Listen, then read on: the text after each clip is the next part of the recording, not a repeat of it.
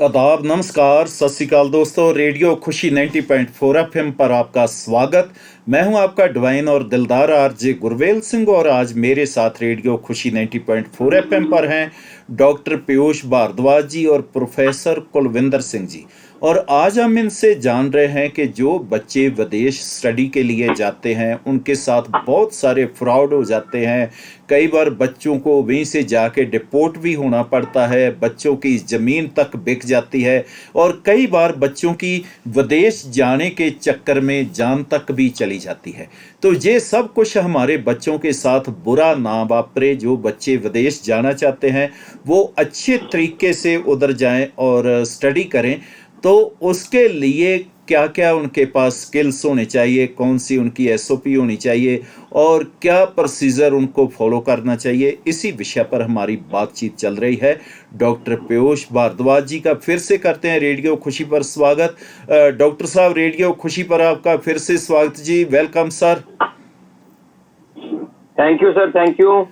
Professor Kulvinder Singh ji, radio Khushi 90.4 FM पर आपका welcome जी, फिर से स्वागत sir. Thank you sir, thank you.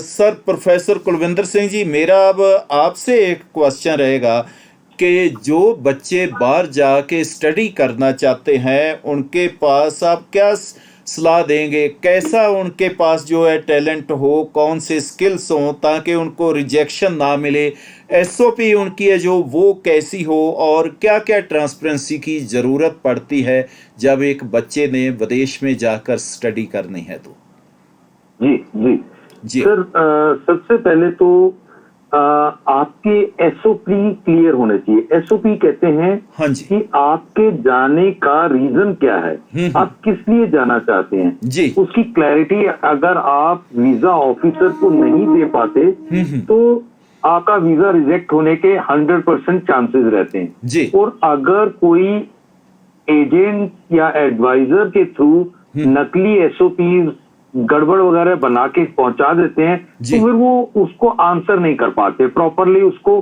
Face नहीं कर पाते। जो भी इनके लिए जो अभी पीयूष जी ने बताया कि इंग्लिश स्पीकिंग कंट्रीज के लिए टॉफेल या आईलेट्स या और डिफरेंट जो एजुकेशन सिस्टम है वो जो बैंड्स आपको लेके आने हैं उसके हिसाब से आपको क्वालिफिकेशन, आपकी प्रोफिशिएंसी इंग्लिश में या बाकी चीजें, वो सारी चीज तो एक स्किल है जो आपको यहाँ से वीजा लेने के स्किल्स हैं जी। दूसरा आपकी एजुकेशन बैकग्राउंड क्या है, आप कितने पढ़े हैं और आपके पढ़ाई का आगे उधर जाकर के कितना, आप किस फील्ड में फर्दर स्टडीज करने वाले हैं, उनकी जो यूनिवर्सिटी के जो मापदंड हैं उनके अकॉर्डिंग आप फिट बैठते हैं, उनको क्वालिफाई करते हैं नहीं करते हैं, या जबरदस्ती किसी छोटे कॉलेज में या अनवांटेड कंट्री या अनवांटेड कॉलेज में आपको एडमिशन करा के भेजा जा रहा है। जी जी। इन सब चीजों को आपने ऑनलाइन एक एक स्टेप पर चेक करना है जी। आपने कोई भी कॉलेज वो आपको सजेस्ट करते हैं तो उसके पीछे पूरी बैकग्राउंड देखनी है, वो कितने साल से एग्जिस्ट कर रहा है, उनकी क्या फीस है और आपकी फीस सबमिट हुई तो वहां तक पहुंची कि नहीं, उसकी रिसिप्ट आई कि नहीं है, हर चीज की ट्रांसपेरेंसी हर स्टेप पर पूरी प्रोसेस की आपको ऑनलाइन दिखाई दी। जी जी जी, बिल्कुल जी, बिल्कुल बिल्कुल जी। की जहां तक बात है कि बहुत सारी तैयारी करके जानी चाहिए। जैसे आप यहाँ पर जो बच्चों को भेजा जाता है तो पीयूष जी ने बताया कि 5-7 कंट्रीज जो इंग्लिश स्पीकिंग है, US, Canada, UK, Australia, New Zealand और आयरलैंड वगैरह, उन 6 कंट्रीज में क्या रहता है कि 25 लाख रुपए नॉर्मल और 12 लाख रुपए पर बोर्डिंग लॉजिंग, तो करीब 30-35 लाख रुपए का खर्चा है। और वो अगले साल फिर रिपीट होना है। हाँ जी। लोग क्या करते हैं, पहले साल के खर्चे पे करने के बाद अगले साल के घर से ना मंगवाने पड़े, इसलिए पहले साल से ही जाकर के कुछ हफ्ते के घंटे ऐसे होते हैं जिन पे वो काम कर सकते हैं और वो अपनी अर्निंग से अपनी फीस को जनरेट करने की कोशिश करते हैं जी। इस पूरी प्रोसेस में क्या होता है, ना तो रहते हैं वो कई बार घर के ना घाट के, वो ढंग से ना तो उन्हें जॉब मिल पाता है, जी। और उसमें जितने घंटे करना है उसमें भी कई बार वो प्रॉपरली उसको फॉलो नहीं करते, तो हाँ जी। वहां से कई तरह के ऑब्जेक्शंस और कई बार तो डिपोर्ट या रिजेक्शन या बहुत सारी चीजें होती हैं। हाँ जी। इतनी बारीकियों को कोई देखता है नहीं है, जी, और जी, वो जी। वहां जाकर जब उसको परेशान होता है तो लोग कई बार तो गुरुद्वारों में काफी दिन तक उनको स्टे करना पड़ता है। अब ये जो 700 बच्चे आज वापस आ रहे जी। हैं, उन बच्चों का प्रोटेस्ट क्या है कि यार हमने तो पूरे पैसे दे के आए, लेकिन हमारा तो यहाँ पे जी, जी। कहीं नाम ही नहीं है। हाँ जी। इसके अलावा एक बहुत इंपॉर्टेंट चीज है, ये बहुत आकर्षक तो लगता है, लेकिन आकर्षक होने के साथ साथ ये जादू जो है उतना अच्छा है नहीं। इसकी सच्चाइयां बहुत डिफरेंट है अगर आप प्रॉपर तरीके से नहीं गए तो। जी, जी। इसमें मैं एक एग्जांपल लेता हूँ। हाँ जी। एक पंजाबी के कलाकार हैं बहुत मशहूर, गिप्पी ग्रेवाल। हाँ जी। वो बहुत फिल्मों में काम कर चुके हैं, जी। आज तो उनका बहुत बड़ा नाम है। लेकिन जब वो पहली बार कनाडा गए थे तो वो बहुत परेशान हुए थे। वहां उन्होंने मॉबिंग और क्लीनिंग, वॉशिंग क्या क्या किया। जी। तो मॉर्निंग में न्यूज़पेपर्स भी उन्होंने डाले वगैरह वगैरह वगैरह। वो अपनी बताते हैं जी, कि जी। मैं 24 घंटे में 3 या 4 घंटे ही सो पाता था, जी। और बाकी पूरा दिन मैं काम करता था, तब जाके मैं और मेरी वाइफ किसी लायक हो पाए, और जी। वो भी कई सालों में। और उसके बाद जब वो परेशान होके कुछ थोड़े बहुत पैसे लेके इंडिया आए, तो इंडिया में आके उन्होंने जो उनका एक्चुअल पैशन था, जी, जी। सिंगिंग, जिसको वो छोड़ करके चले गए थे, जी। उसे दोबारा परस्यू किया, तो आज वो इतनी ऊंचाई पर पहुंचे। कहने का भाव है कि आपको सबसे पहले तो अपना पैशन पता करना है कि आपका पैशन क्या है। जी। उस पैशन के अकॉर्डिंग यहां से ही डिसाइड करके आगे बढ़ो, क्योंकि जी। आप किसी भी लाइन में वहां चले जाएंगे फिर वो करने में मजा भी नहीं आएगा, और आप उसको अच्छे से जी। परस्यू नहीं कर पाएंगे। और इन सबके अलावा पेपर वर्क की गहराई से जानकारी होना बेहद जी। जरूरी है। स्किल्स की बात है कि जैसे स्किल्ड वर्कर्स होते हैं, लेबर्स होते हैं, जी। अनस्किल्ड लेबर्स होते हैं, इसी तरह से आपको ऑप्शन ऑफ एम्प्लॉयमेंट जो वीकली आपने कुछ घंटे के लिए काम करना है, उसकी भी आज से ही तैयारी करके जानी है यहाँ से। जी, क्योंकि आप इतने, अगर मान लीजिए 2 या 3 या 4 साल का कोर्स है, तो वो 4 साल में आपके 1.5 करोड़ रुपए बन गए। वो 1.5 करोड़ रुपए कहाँ से करेंगे? यहाँ से तो आपने पहले 1 साल का इंतजाम करके चले गए, और आगे के लिए वहीं पे आपने जॉब से जनरेट किया। तो इन चीजों को भी यहीं से इक्विप करके ही जाना पड़ेगा। ये चीजें एजेंट नहीं बताते। तो मेरा ख्याल है कि बहुत सारी चीजें तो ऐसी हैं जो अच्छे एजेंट के पास घुसते ही पता लग जाती हैं, और जो आपको ये कहे कि सब कुछ हो जाएगा, आप इतने लाख का इंतजाम करो, बाकी मेरे ऊपर छोड़ो, तो वो तो आपने उसके पास तो जाना ही नहीं है।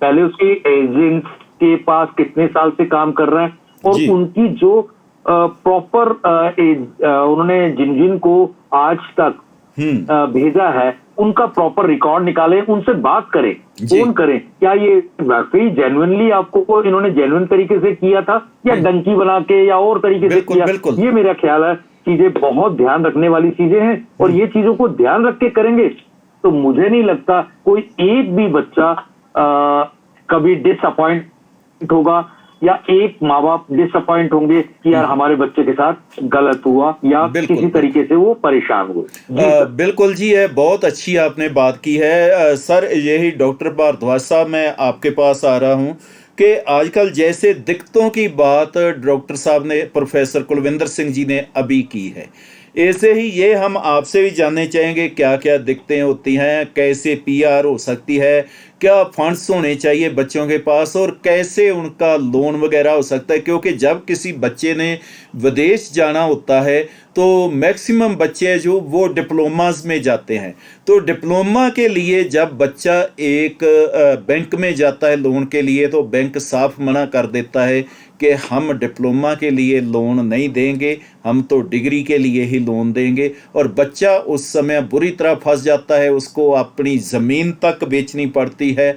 और कई बार तो ऐसा होता है कि इतना खर्चा करके जाने के बाद भी, मेरे ही एक रिलेटिव, उसको ऐसे बच्चा चला तो गया, बट उधर जाके उस बच्चे को पता ही नहीं चल रहा कि उसका पासपोर्ट भी उन्होंने रख लिया कि कब उसका वीज़ा एक्सपायर हो गया, और बच्चे शादी पे भी अपनी पे बच्चा नहीं पहुंच पाया, और बड़ी मुश्किल से शादी से एक दिन पहले वो बच्चा पहुंच रहा है क्योंकि इमिग्रेशन के चक्करों में फंस गया।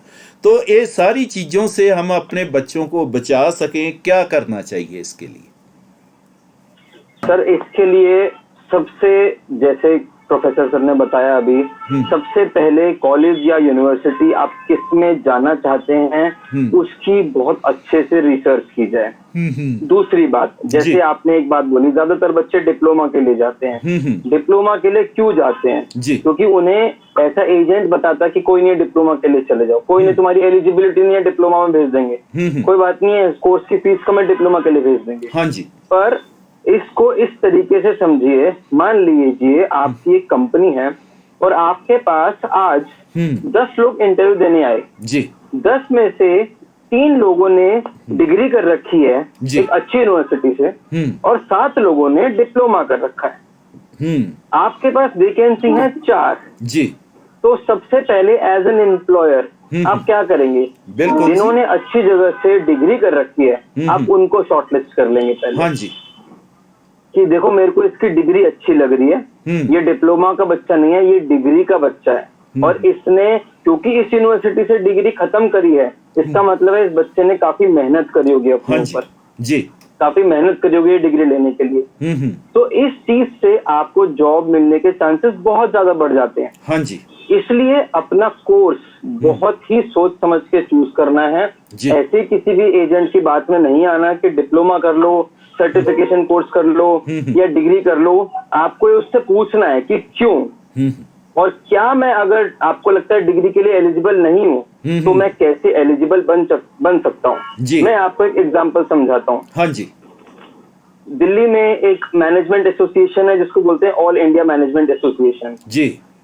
अब बहुत सारे दिल्ली यूनिवर्सिटी के बच्चे हैं जिनकी 3 साल, दिल्ली यूनिवर्सिटी में 3 साल की ग्रेजुएशन की डिग्री है। इंडिया में ग्रेजुएशन की जो डिग्री है वो 3 साल की होती है। हाँ जी, कनाडा और यूएसए में जो एजुकेशन सिस्टम है वो कहता है कि ग्रेजुएशन हमारी 4 साल की है। हाँ जी, मतलब अगर आपको मास्टर्स की डिग्री करनी है तो आपको 16 साल की पढ़ाई करनी जरूरी है। हाँ जी, और इंडिया में ग्रेजुएशन जो खत्म होती है वो 15 साल तक खत्म हो जाती है। हाँ मैं बीटेक की बात नहीं कर रहा, ग्रेजुएशन कर रहा हूँ, सिंपल ग्रेजुएशन। हाँ जी, तो ग्रेजुएशन जो है 15 साल में खत्म हो जाती है। तो ऐसे में ये कहा जाता है कि आपकी जो एलिजिबिलिटी है वो नहीं है डिग्री करने के लिए, क्योंकि आपने 15 साल पढ़ाई करी है 16 साल की जगह। हाँ जी, तो आईमा का एक कोर्स है जो आपको 1 साल का कोर्स होगा, वो आपको 1 साल के पूरे क्रेडिट देगा, ट्रांसक्रिप्ट देगा। एक सरकारी जगह है जहाँ से आपको डिग्री मिलेगी। आप पहले वो सर्टिफिकेट कीजिए, फिर अपना WES से वैल्यूएशन कराइए और अपने 4 साल के क्रेडिट लेके आप डिग्री के लिए अप्लाई कीजिए जी। पर ये वाली चीज एक टाइम कंज्यूमिंग प्रोसेस है, आपको अपने ऊपर मेहनत करनी पड़ेगी, अपना एक प्रोफाइल बनाना पड़ेगा। हाँ जी, तो डिग्री करने के भी बहुत सारे अलग अलग तरीके हैं। ऐसा नहीं है कि आपकी एलिजिबिलिटी बिल्कुल नहीं है तो हो ही नहीं सकती, आप बहुत तरीकों से एलिजिबल बन सकते हैं जी। इसीलिए कोशिश हमेशा की जाए कि आप कोर्स और यूनिवर्सिटी अच्छा चूज करें जी। अगर कोर्स और यूनिवर्सिटी अच्छी है तो आपको हमेशा रिसेशन के टाइम पे भी और ग्रोथ के टाइम पे भी हमेशा प्रेफरेंस दी जाएगी। बिल्कुल जी, बिल्कुल, बहुत अच्छा सर, आपने बहुत सारी बातें विस्तार सहित बताई और आशा करते हैं कि आगे से भी जब हम आपको याद करेंगे। एक पॉइंट सर ने स्किप कर दिया। हाँ जी, पीयूष जी, PR लोन और फंड्स के बारे में भी बता दीजिए। बिल्कुल, और कोई श्रेष्ठ प्लेटफॉर्म है इन चीजों का तो इस बारे में भी बता दीजिए। बिल्कुल जी, बिल्कुल, वेलकम सर। जी बिल्कुल बिल्कुल सर।